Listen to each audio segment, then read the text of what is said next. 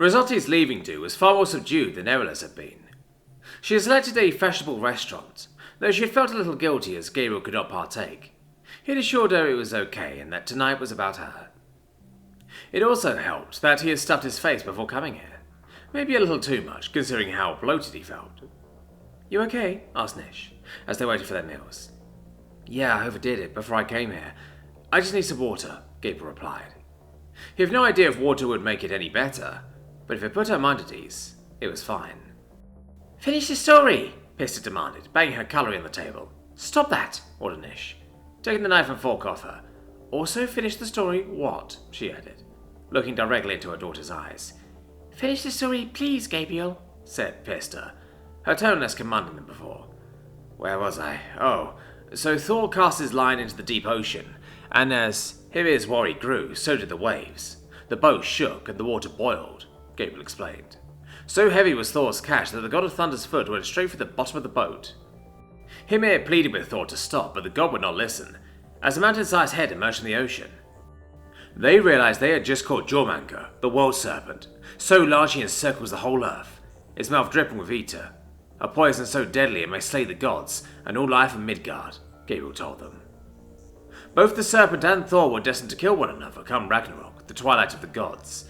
Perhaps hoping to avoid his fate, Thor grabbed his mighty hammer Mjolnir and prepared to do battle with the monster, he explained. However, Hymir could stand it no more and cut the line, sending the world serpent back to the bottom of the ocean, Gabriel said. Thor was furious and threw Hymir overboard, taking the two whales the giant had caught, and Hymir's large cauldron. The god of thunder departed, Gabriel said, finishing the tale. "Thor is not a nice person," Rosotti said. "He's a god. Pretty much all gods in all religions are violent, drunken psychopaths," Nish explained. "A lot of them reproduce with their relatives as well." "Oh, thanks for that. That's just the image I needed in my head just before I had my meal," Rosotti replied, rubbing her stomach. "I'm sure you'll manage," commented Gabriel. "What's reproducing?" questioned Pista. "Ask your mother," Gabriel replied, kicking the problem down the road. Pista looked at Nish expectantly. "It means having children," Nish explained, unwilling to go further than that. Pista went silent momentarily, as her young brain tried to pass the information. She had a rudimentary understanding of how babies were made, but she was pretty certain you could not do with your family. "Food's here," Gabriel said, and Pista forgot all about it. Rosotti finished her meal before the rest, not including Gabriel, who had eaten nothing. Behind them, a dance floor had been opened up, and several people were taken to the floor. Watching so many different locomotion forms engage in dance was rather fascinating. "Want to dance?" Rosotti asked Gabriel. Gabriel took a moment to reply and said, "I don't know how." "Neither do I. It'll be fun," Rosotti countered, grabbing Gabriel's hand and pulling him reluctantly to the dance floor. "I have no idea what I'm doing," Gabriel reiterated, as they stood on the floor. "Put your hand on my waist," Rosotti explained. "You said you did not know how to dance, and do you even have a waist?" Gabriel pointed out. "Firstly, I lied, and secondly, don't overthink it," Rosotti replied, grabbing Gabriel's hand and placing it somewhere on her utterly curveless body. "I look like a child dancing with their mum," Gabriel pointed out, as Rosotti led them in a simple routine. "Well, you ain't calling me mummy, or I will break your nose," Rosotti noted, as she spun Gabriel around. "On that we can agree," Gabriel said, getting back into position. After a few minutes, he was getting the hang of it. "I will miss you," he said, wearing his heart on his sleeve. Gabriel was surprised he had even done it. Rosotti was of a similar opinion, though she was glad Gabriel had. "I'll miss you too. I'll be sure to keep in touch, if for no other reason than I'll be able to show off to my family," Rosotti said. "Why would your family care?" asked Gabriel. "Let's say your fame has spread further afield than you realize," Rosotti realized. Gabriel groaned before dipping Rosotti. "Mr. Radley, you need to be careful. You'll sweep me off my feet, figuratively and literally," Rosotti said, impressed by Gabriel's strength, though she had to admit she had preferred it when Eola did it. "Are you insane? Eola would claw my face off, just literally that one," Eola responded. "Where did you learn how to dip anyway?" Rosotti asked as Gabriel pulled her back up with ease. "I watched the couple over there," Gabriel explained, gesturing with his head to two Kushel behind him. "Are you going to be alright?" Rosotti asked, as the song changed to one with a faster tempo.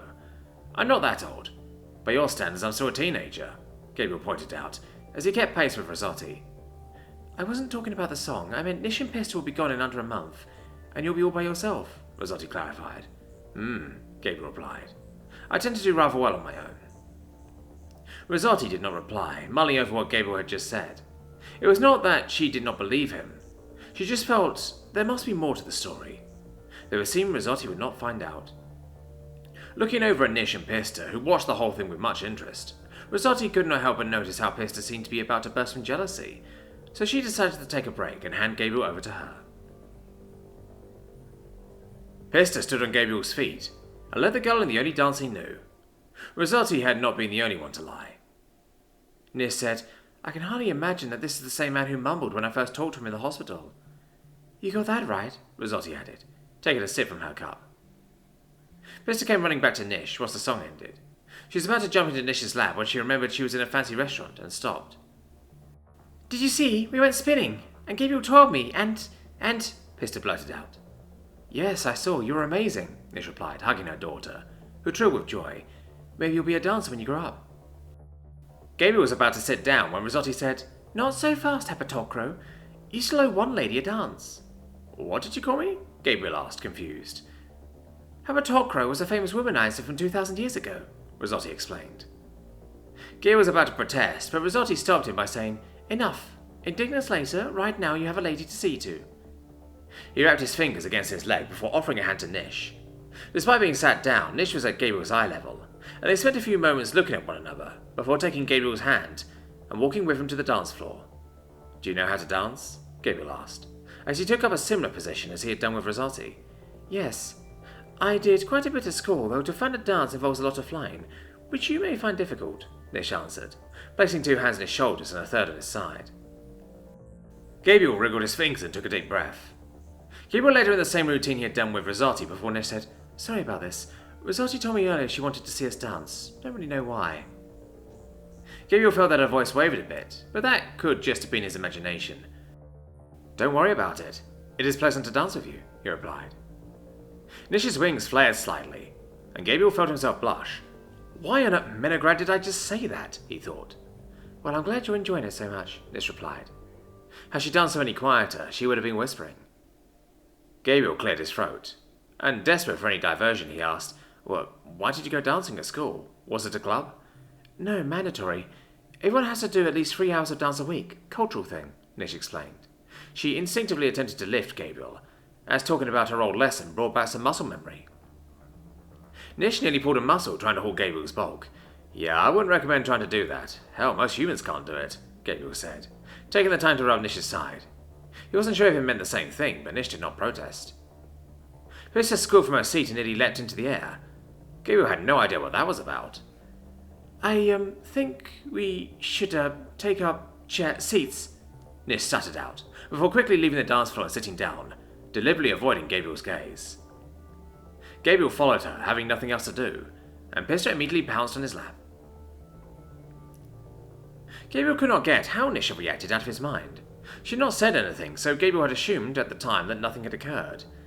Yet as he sat on the sofa after returning from the restaurant, Gabriel realised that maybe Nish had just been too polite to bring it up.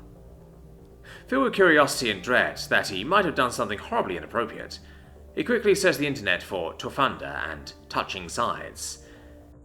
It did not take him long to find it, and he suddenly understood why Pista had squealed as she had.